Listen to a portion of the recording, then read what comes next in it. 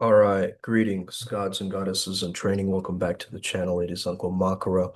All relations. Today we're talking all about the power of Jeet Kune Do, the spiritual Jeet Kune Do method that we've come across as Primal Sutra. Obviously, some of you might be familiar with one of the greatest martial artists of all time, Bruce Lee.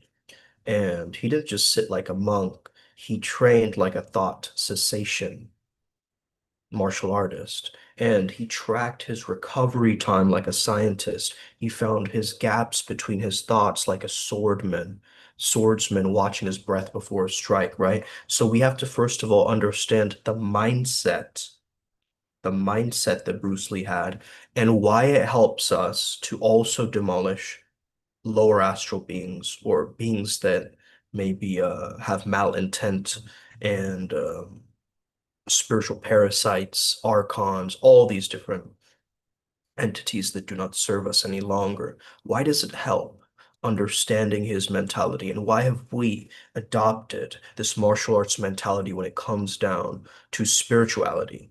Okay. Now, I think it's very, very key to understand that tradition is the skeleton, but spontaneity is the lightning. Okay. So one preserves the past, the other brings you alive in the now. So you're not here to copy, you know, rituals. You're here to become the ritual. Hey there, love.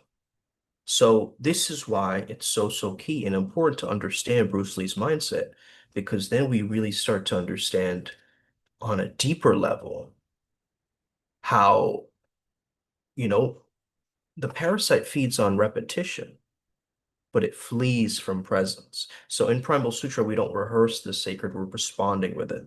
Also, shout out to Padmasambhava, who is one of my gurus, one of my guides, and I channeled him last night, and I'm still feeling that energy. I'm feeling a bit still recovering from his healing, very, very powerful healing. And yeah, today we're here to talk about this topic. So basically, let me tell you the real reason why spontaneity ain't just better. It's the only way to break free from the astral matrix of tradition without throwing away the roots. You see, what Bruce was doing in his journals is it wasn't some kind of feel-good mantra he was giving himself. This was kind of a warrior alchemy, right? He was refining the blade of awareness through raw, self-measured practice, right? So let me say this to all the spiritual kids that are still glued to methods and mantras and all these different things. Tradition without presence becomes superstition. Spontaneity without ground becomes delusion. But when you build from tradition and break from it with precise awareness, you become what I call the living current, right? The living current, not a dead echo. We're not chasing ghosts here. You become the one thing they fear, a being who sees without filters and who acts without noise, right? Gotta have fun somehow. Hey there, Andrea. All right. So this is really, really key because, Bruce didn't just sit like a monk. He tracked his recovery time like a scientist, like I said. So it forges the mind, right? It gives you tradition is like the furnace. It gives you form, breath control, ritual, code. But too many sit in that heat and they call it enlightenment, right? But real mastery happens when you take that blade out of the fire and you test it against the chaos of life, right? So Bruce didn't abandon tradition, he evolved it, and spontaneity became the strike. So why does spontaneity demolish astral parasites? Because astral parasites feed on routine frequency. If you randomize your spiritual rhythm, they're going to starve. But if they know every day at 4 p.m. he does his little mantras and his yoga practice, now they know, right? They mimic, why? Because they mimic your thoughts. And when you train in thought cessation, stopping the thinking, silencing the mind, you intercept the signal and delete the malware, the viruses. You see what I'm saying? So these astral beings, lower astral beings, they manipulate identity. And if you practice identity flexibility, they got nothing to hook onto. What do they have to hook onto? Right? They weaponize your discomfort and you train in intentional discomfort. You're not flipping the battlefield. You see how this Bruce Lee mentality is directly corresponding to this mentality to handle these lower astral beings, these critters, right? And not your kind of critters, Andrea. But I mean like these specific, um, hijacking beings, because they hijack your reactivity, right? So you cultivate recursive awareness and state anchoring, not from the choice, but and you act from choice, not impulse then, right? You're letting tradition be the root and you're letting spontaneity be the lightning. So his genius wasn't that he kicked hard or that he moved fast. It's that he turned mental mastery into a living, breathing, testable science.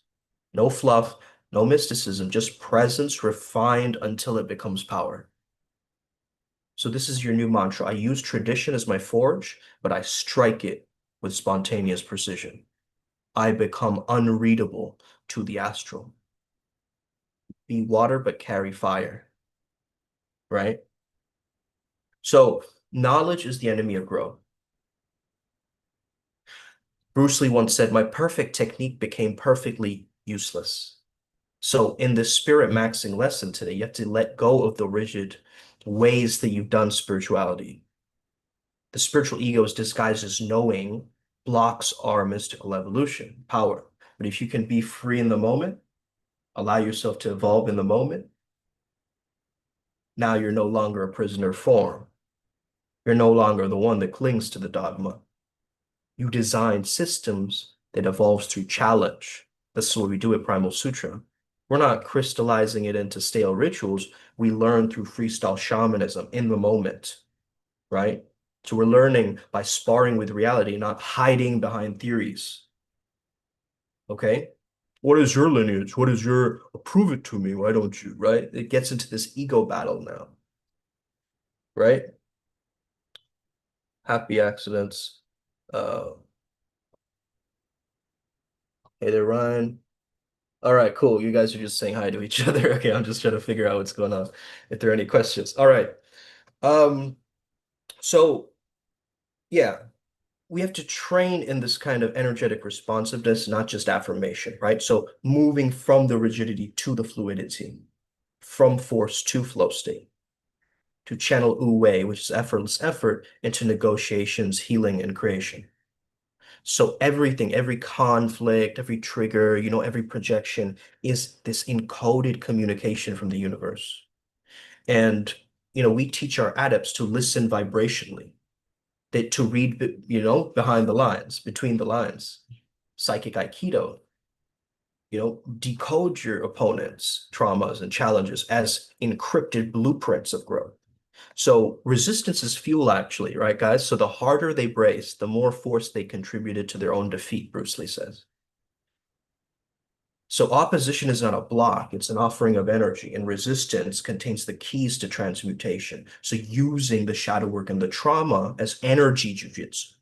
So you're reframing sabotage as a raw spiritual voltage that can be redirected back into your spiritual path, your dharma again, right?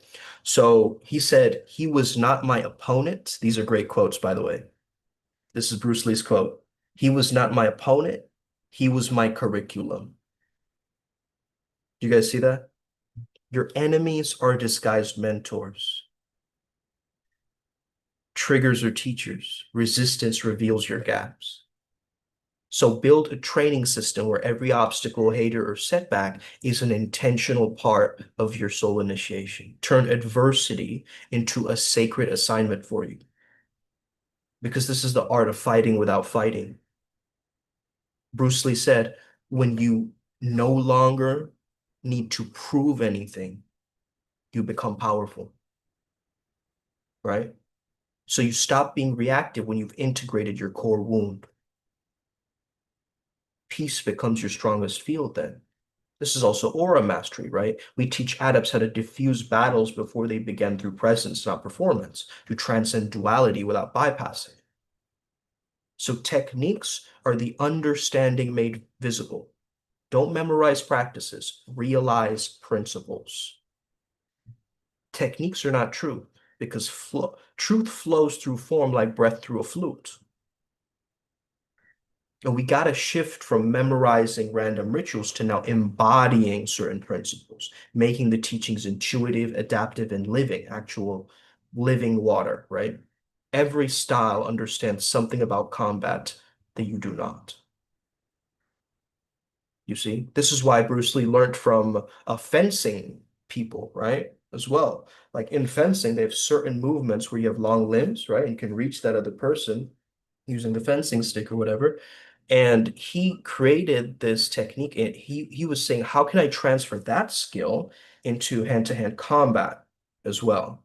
Right? So isn't that interesting? So he's taking a multidisciplinary approach. He's not only sticking to martial arts, he also sticking to fencing, cha-cha dancing, right? And all these other practices that use that same boom, boom, boom, right? And Ryan does this quite a lot. He counts as a metronome, right? Because he's used to like the dance, the bachata culture, right? So the dancing with this flow, right? Silence between the notes, says Mathis, makes the moment. They always try to fuck with timing if that's now working, they scream and leave. Yeah, exactly, exactly. So that means, right, you create a system of living synthesis. You draw from these different practices, and we build this Jikundo of the spirit, right? Street wisdom, we take flow science, we take Reiki and therapy, we take a bit of Tantra, we take Taoism, and then we find what works for us. So this dojo is wherever you meet opposition and choose to flow with it. So every conversation, heartbreak, mistake, or battle is actually our training ground. It's our practice. So real training is life itself because there's no separation between life and practice. So build rituals, spiritual rituals that occur in the middle of chaos, not on top of a specific cushion that you need to have to meditate on.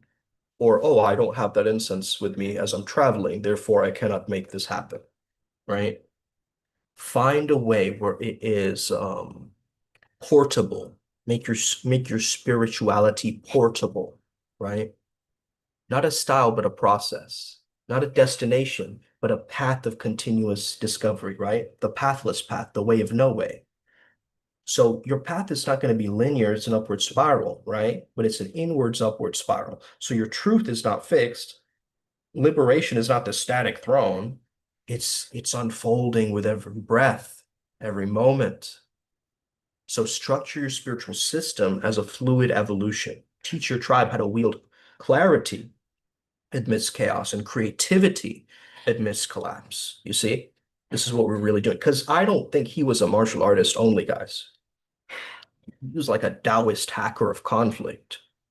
He was like a mystic tactician of resistance, right? Bruce Lee was an embodiment of conscious adaptability.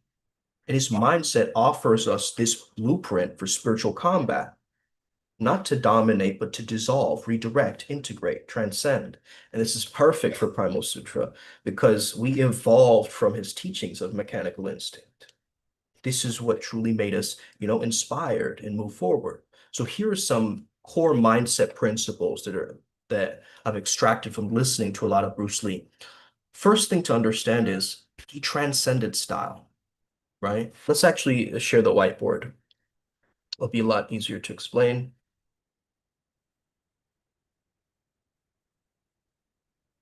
All right, all right.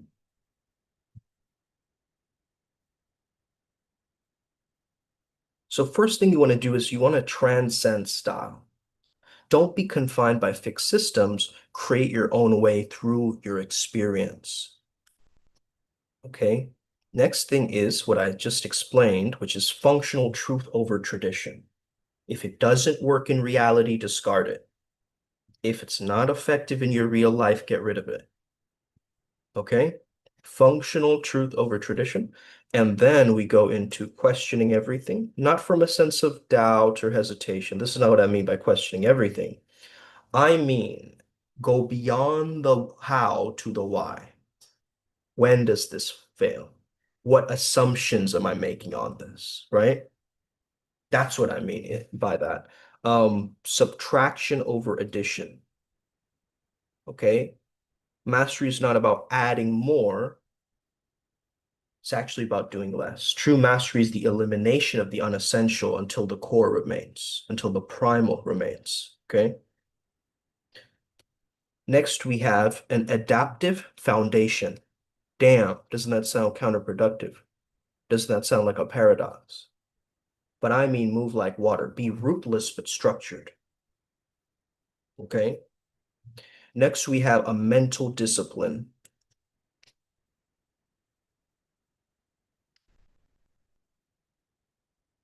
okay? What I mean by mental discipline is you're training the mind as rigorously as you train your body. You're crafting thought patterns like muscle memory, right? You're putting yourself into little echo chambers of experience so that you can get some gold nuggets squeezed out of it, okay? So the next one is unification of thought and action,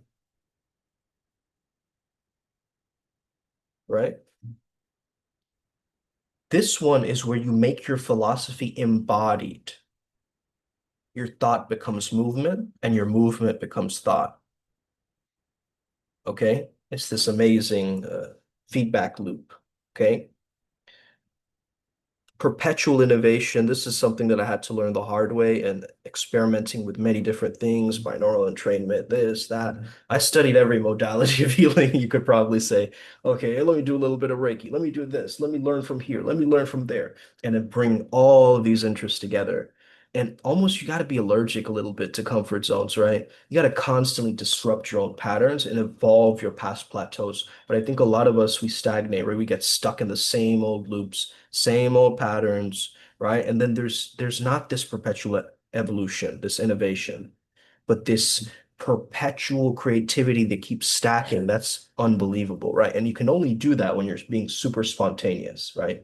Like I'm not going to be able to make an art piece and draw if it's not feeling spontaneous or in the moment, or I have some free time where I can allow myself to explore with that practice, right?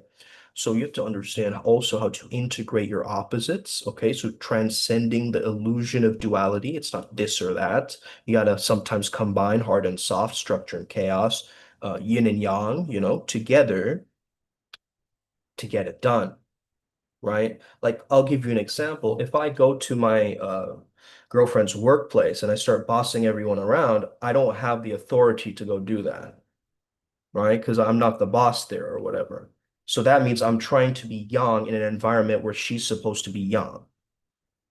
Now, let's say that if I feel very yin, or let's say I feel very young in what I'm doing, right, in this craft, and then someone comes along and says something yang in terms of what I'm doing is yang, then there's a clash of these dualities, right? And we always have conflicts, clashes, ego clashes, power plays. But I want you to remain this is the understanding. Reality is the final judge, guys. Okay? So that means not what your mind hopes is true, but what withstands pressure under chaos. This is really the gold nugget here. And how can this, demolish lower astral beings? Well, because astral beings feed off of what? Stagnant energy.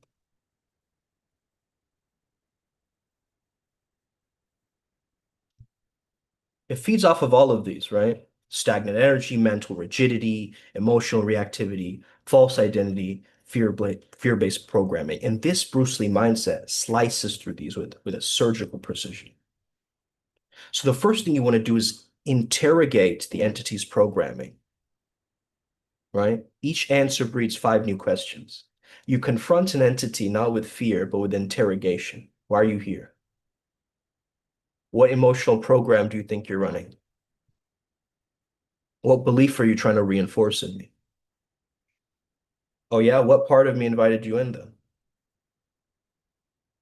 I'm sorry, I said, what part of me invited you in, right? So you have to command these entities. Entities cannot survive prolonged conscious inquiry. They thrive in the shadows, in the hidden. So when they're in the light, they just fizzle away. Okay? Makes sense? So you discard the style of defense and you go into this interrogation, this offense. So why confine yourself to only one way of thinking, Bruce Lee said, right? So stop relying on generic prayers or rituals you Googled or something. Create one on your own. Create your own invocations, right? Get ideas from other invocations. Is this technique truly working? What would happen if I did the opposite of what this being expects? Maybe you don't repel it with light, but you engulf it with awareness, being unpredictable, being formless, right? Be formless like water. Test everything under pressure. The astral is full of glamour, right? Beings that appear powerful, but they collapse under the scrutiny. So don't ask if your method sounds right. Ask, did this actually shift the entity? Am I more sovereign now, right? Is my field cleaner or am I deluding myself? Track real-time energetic results, guys, right? And now you also want to understand to refine two essentials, okay? You don't need 99 protection spells. You need one bolt cutter of embodied truth that works under fire. We have one at our Primal Sutra Mystery School. So strip down your spiritual arsenal to 2 to 3 primal tools, right? Presence, fearless clarity, abundance, let's say. You work on 3 different essential protection spells, and you hold on to those like they're your toolkit, and you keep exchanging them, right, throughout a month. Don't collect so many different protections because then you're telling your subconscious mind, I need to be protected. I'm not safe. You see what I'm saying? You don't buy all the medicine when you go to the doctor, right? You don't buy all the medicine associated with that one ailment. You get diagnosed and then you get prescribed.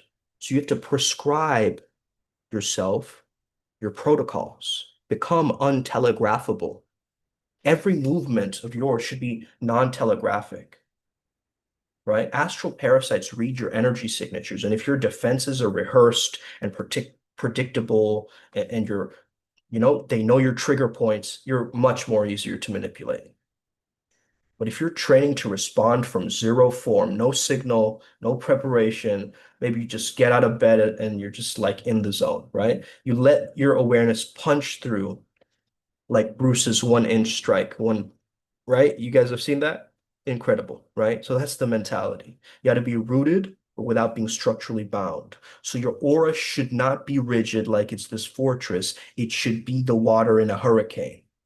Expansive when needed, very intelligent in the moment with nature flowing around, right? So adapting moment to moment, no fixed defense, but only ever-present responses. All you're doing is responses, right? So knowing and doing must become one. You can't just understand sovereignty, you have to embody it because lower beings feed off of hypocrisy between your beliefs and actions. So when your presence, your thoughts, your movements are all aligned in clarity, hey, no parasite can land no hook on me, right? Because the moment you fear an entity, you've created opposition. Transcend that game. Let it come, let it pass, let it be seen. It has no charge unless you polarize. So be beyond attack versus defense. Be a prism that it cannot reflect in. Be the temple of light that it cannot thrive in, right? When everything is working, that's when you must change. Lower astral beings, they adapt to your rituals and shields. So if you get comfortable, you become predictable. Rewire your methods, shift your forms, change your tone. Be a chaotic deity in the matrix of predictability. Okay? Design your own mental evolution. Lower beings hack emotional vulnerability. So what if your mind was unshakable, unhackable, right? What if my mind was unhackable? No entity defines my energy then. I question every frequency I feel. What enters my field must justify its presence. The most dangerous lies are the ones we tell ourselves. That's how the astrals get it. You lie about what's working. You romanticize suffering. You forget your sword. So don't fight these lower brains. Dissolve the parts of you that they feed on. And then what remains is untouchable. You see, so lower astral beings just equals energetic resistance patterns. So I don't even want you to think of them as spirits because then now you're personalizing it, right? Because, oh, it's a spirit, it must be spiritual. You're dumb, dude, right? If you're thinking that, you are absolutely like moronic. I don't mean to like call you out like this, but if you're thinking like that, it's a spirit. It must be spiritual because it has the word spirit in it. Oh my goodness, right? Give me a break. These are quantum interference patterns. Static, looping, chaotic, parasitic consciousness knots. So they feed on linear thinking, emotional reactivity, dualistic fear loops. But with this mindset I'm giving you guys, it just dissolves them without even a fight, right? Because the mind is as a field generator, not just a thinker. The mind creates fields of inevitable outcome, said Bruce Lee. The word outcome is really key here. Instead of fighting an astral force, you generate a field that makes their presence incompatible energetically to yours. You see? Present, possibility, inevitability. The 3 points of consciousness that collapse the quantum field into inevitability. So lower beings exist in the liminal spaces, in uncertain timelines, and unresolved emotional states. And when you triangulate awareness, you collapse the chaos. You become a reality anchor. So strategic spontaneity is the word, right? Water creates perfect patterns with apparent randomness. Astrals predict patterns, but when you operate through structured chaos, they cannot lock in. You become ungrabbable, like lightning that forks through infinite micro possibilities. You don't attack, you resonate unpredictably. And at a certain threshold, resistance ceases to exist, right? Parasites exist as energetic resistance. So when your consciousness hits coherence and you're clean, they literally cannot attach because you're in zero resistance mode and they burn up on contact. Okay. So every thought becomes a self-reinforcing loop of intention, right? Because they rely on breaking your focus to gain influence. You now generate feedback loops that reinforce your sovereignty. So every breath builds your own field like a hurricane feeding itself, like I was saying. Properly aligned minds bend the fabric of reality like a black hole. So create such deep coherence in your presence that you bend timelines around it. Then parasites get sucked in, transmuted, or expelled by pure gravitational mental architecture. Nature's power, Bruce Lee says, grows through triple alignment: awareness, intention, and action. Okay?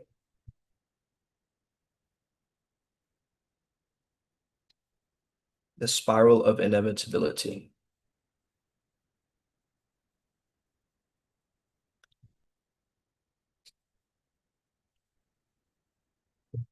So use this trident to reverse engineer any attack, right? The moment you align deeply, what seemed like opposition becomes an amplifying fuel.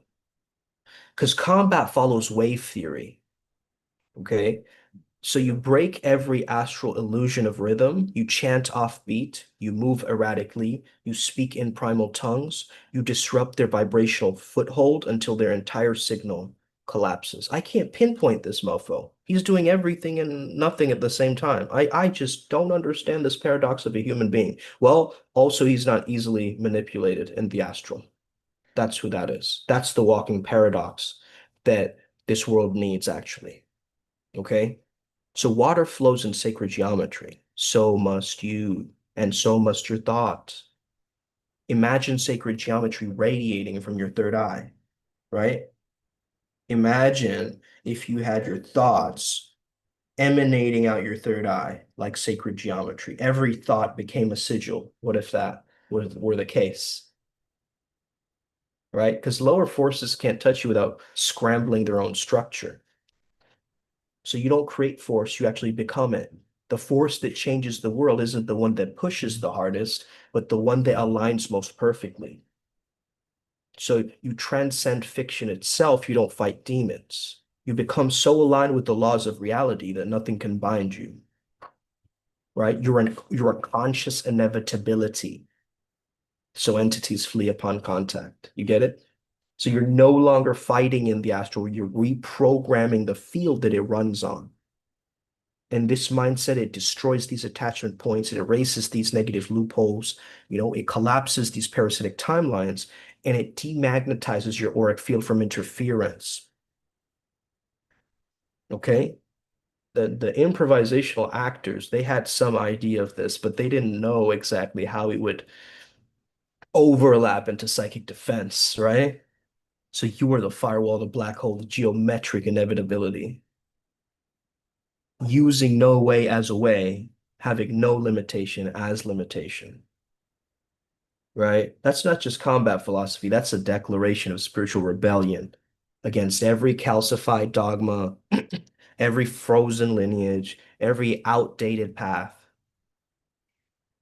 right? We strip the fluff of what remains is the original flame. That's Primal Sutra. So Primal Sutra doesn't stack techniques. We test them in the fire of emotional reality and astral turbulence. And what doesn't work is ineffective. What works is effective. Truth is the best measure of effectiveness of what works. So Jeet Kune Do says intercept, don't wait. Move as the attack is forming, right? Primal Sutra says don't heal symptoms. Clear the signal before the distortion begins. So you catch the trauma spiral before it fully unrolls. You stop the thought loop before it starts to take hold. You shift the timeline before the karmic gravity solidifies it. You see? So this is kind of this spiritual precognition in practice. You don't follow the map, you become the terrain, right? Bruce Lee said, question everything. Authority is not truth. Truth is authority, he said. Isn't that beautiful? That quote? Man, he has some quotables, right? Authority is not truth. Truth is authority. Isn't that such as an outlaw archetype, I just love hearing shit like that, you know? Um, Zip your chakras, diamond auric field, close all portals you've opened through being needy. Absolutely. Andrea says she's listening while cooking. Perfect, right? Culinary experience. Can it stabilize your nervous system while encountering an entity in hyperspace? Right? If not, it's just an ornament. Cut the excess and test the soul. Jeet Kune Do says, be water, my friend. We're saying your spirit is the current. Stop resisting what you are. That's what we say when we say be water, be like water. Because you're not here to obey a system, you are the system. Fluid, wind carving, grounded. And when the astral storm hits, don't anchor, morph. Let your spiritual form flow like element and essence, right? You'll see me year after year. I do not look the same. Okay, I just don't. I shift. I shift timelines. And there's something a little bit different about me every time. And that's how it should be, actually. That's what changes is the constant, right? So don't memorize 10,000 techniques. Understand the three that will work in all cases. And we believe that archetypal embodiment is greater than procedural ritual. So instead of 100 mantras, one alignment, one practice, one thing that gets the job done, boom, we move with it, right? So instead of mastering 12 goddesses, you embody the lover archetype that combines all of those goddesses in one, and then you ripple the grid through that, right? Precision of vibration. So don't practice in comfort, train where things break. Your spiritual path is forged where your bullshit falls apart. That's why we spirit max. We simulate pressure environments, right? Conversations that trigger abandonment, embodied initiations under fear, breath work that opens suppressed dimensions in us. So we don't escape the suffering. We learn how to move through it more gracefully. Okay. This is a concept I came across. Economy of motion equals economy of will. So Jeet Kune Do says, do not move until it's the shortest path to your objective. Primal Sutra says, don't cast if your energy is scattered. So one clear will is one clear strike. Don't pray from scarcity. Don't meditate with divided attention. Don't call on spirits when your will is fragmented. Clean your intent like a blade and then do these practices from that clarity. And it's like whew, one slice, one move, and it gets the job done, right? So the right state of mind, you prime it with clarity and then, whew, okay, are we getting this? So broken rhythm is to disrupt thought form possession. Predictability is vulnerability. Your habits are portals. You got to disrupt them or be devoured by it. Okay? See the punch before it starts. Sense the entity before it cloaks. Jeet Kune Do says, form of no form, style of no style. We say, I am the ritual, the lineage. I don't need to be a Buddhist or a Taoist or a magician. I just need to become my own mythic interface with the cosmos, right? The God seed, in a sense. So, into reckoning. So, thank got some prasad. Um, where was I at? Yeah, so it's not a belief system, right? This is a testing ground. It's Jeet Kune Do for the Astral Dojo. So don't study spirit. You spar with it. You don't copy the masters. You distill the truth they're all pointing to, right? In a world overrun by broken gurus, leaky lineages, and unearned affirmations, Primal Sutra is the fist that intercepts the lie before it becomes law. So say it during the emotional trigger, right? Don't just say a mantra randomly. Say it during sexual temptation, during anxiety, during emotional feelings of craving, right?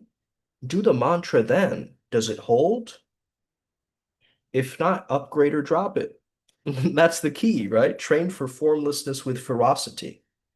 Pick your top 3 spiritual tools and stress test this week under, can I do this practice under anger? Can I do this practice under shame? Can I do this practice under lust? Can I do this practice when I'm too tired?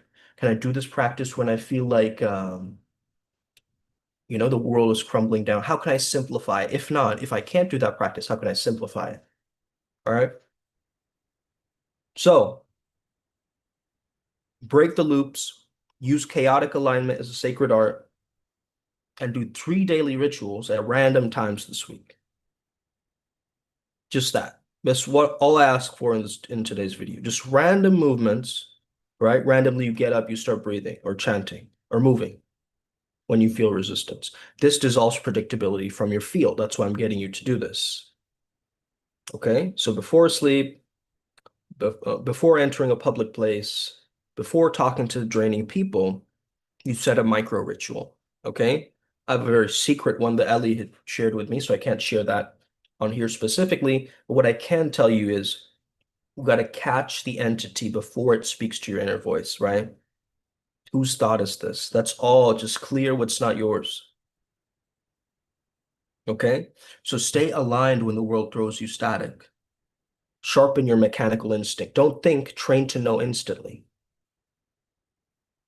right? If you repeat it 100 times over 3 days until it becomes automatic, then you can use that moment when you're emotionally hijacked, right? Ryan once, I remember he was training after the sauna. Now, you might look at that as insanity, but one of his guides, King Jin, who's the elemental king of fire, got him to understand that don't follow techniques that fail under fire.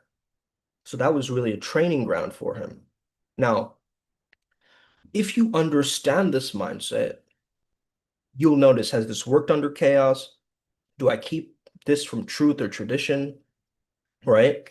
And then you start going into this purple belt teacher mode where you start teaching others, right? You've gained the mastery of the craft. So this is like training to become the formless fire that just devours illusion, right? We're Vajramaxing, which means we're undeniable and untouchable in all realms. Okay, so field interception drills, right? Just ask whose thought is this, right? I have a negative intrusive thought. I say this is not my thought, it is a thought, right? Just like I'm not the God, I'm just a God. You get that? So this is why be the unpredictable pattern breaker, right? Just set random timers on your phone throughout the day to silence your mind with questions. What are some of these questions that um, meditative prompts? I give this to some of my students too. But these, hold on.